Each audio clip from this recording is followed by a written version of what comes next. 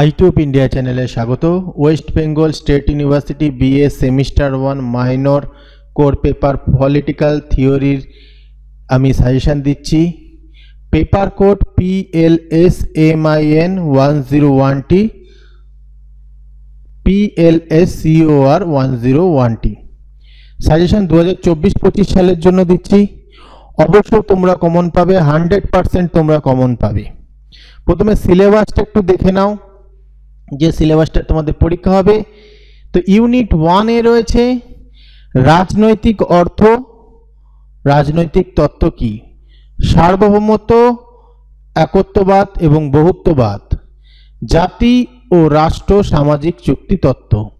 Unit 2 তে রয়েছে অধিকার, আইন, স্বাধীনতা, সমতা, অন্তর্সম্পর্ক, ন্যায় বিচার, রলসের তত্ত্ব, গণতন্ত্র, গণতন্ত্রের মডেল, ডেভিড হোল্ট।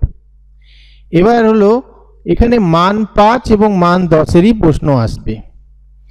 তো মান 5-এর জন্য তোমরা পড়বে ইউনিট 1 থেকে রাজনীতির অর্থ ব্যাখ্যা করো। পরের প্রশ্ন রাষ্ট্রের উৎপত্তি সম্পর্কে সামাজিক চুক্তি মতবাদ আলোচনা করো, অসম্ভব গুরুত্বপূর্ণ। পরের প্রশ্ন ইতিবাচক এবং নেতিবাচক অধিকার বলতে কি বোঝো। রাজনীতি কিভাবে রাষ্ট্রবিজ্ঞানের সাথে সম্পর্কিত আলোচনা করো। সার্বভৌমিকতার বহুত্ববাদী তত্ত্বের বৈশিষ্ট্য আলোচনা করো।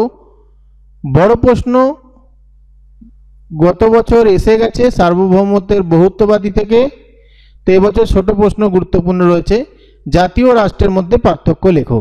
10 নম্বরের জন্য এই অধ্যায় থেকে পড়বে বিশ্বায়নের যুগে রাষ্ট্রীয় সার্বভৌমিকতা কি সংকটের মুখে, যুক্তি দাও। বিশ্বায়নের পরিপ্রেক্ষিতে সার্বভৌমিকতার পরিবর্তিত ধারণাটি ব্যাখ্যা করো। অধিকারের সংজ্ঞা দাও, প্রতিরোধের অধিকার ব্যাখ্যা করো। সার্বভৌমিকতার একত্ববাদী তত্ত্বের মূল বৈশিষ্ট্য আলোচনা করো। অসম্ভব গুরুত্বপূর্ণ এই প্রশ্নটা। এই প্রশ্নটা একটু করে পড়বে, সার্বভৌমিকতার একত্ববাদী তত্ত্ব সম্বন্ধে আলোচনা করো, অস্টিনের তত্ত্ব আলোচনা করো। তো এরম ভাবেও আসতে পারে। তো সবচেয়ে গুরুত্বপূর্ণ রয়েছে ইউনিট 1 এর এই প্রশ্নটা, খুবই গুরুত্বপূর্ণ রয়েছে, পড়বে, ভালো করে পড়বে। ইউনিট 2 থেকে মান 5-এর জন্য পড়বে স্বাধীনতার তাৎপর্য বিশ্লেষণ করো।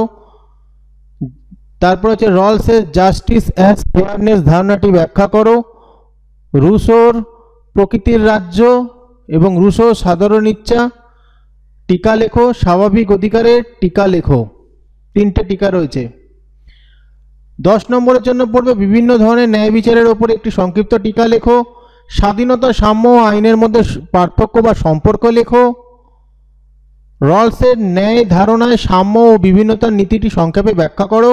গণতন্ত্র কাকে বলে, আধুনিক রাষ্ট্রে গণতন্ত্রের প্রকৃতি আলোচনা করো। গণতন্ত্র কি অর্থনীতির সাথে সামঞ্জস্যপূর্ণ।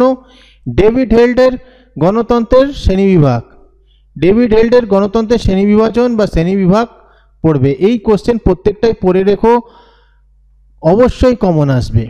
গতবারও আমরা যখন প্রথম সিলেবাস হয়েছে কোশ্চেন প্যাটার্ন পর্যন্ত জানতাম না, সেখানেও কিন্তু আমরা ভালো মতন কমন দিয়েছি, আমাদের চ্যানেল থেকে ভালো মতন কমন দেওয়া হয়েছে এবং সবই কমন পাওয়া গেছে। দেখে নেবে সাজেশান, তাহলে বুঝতে পারবে।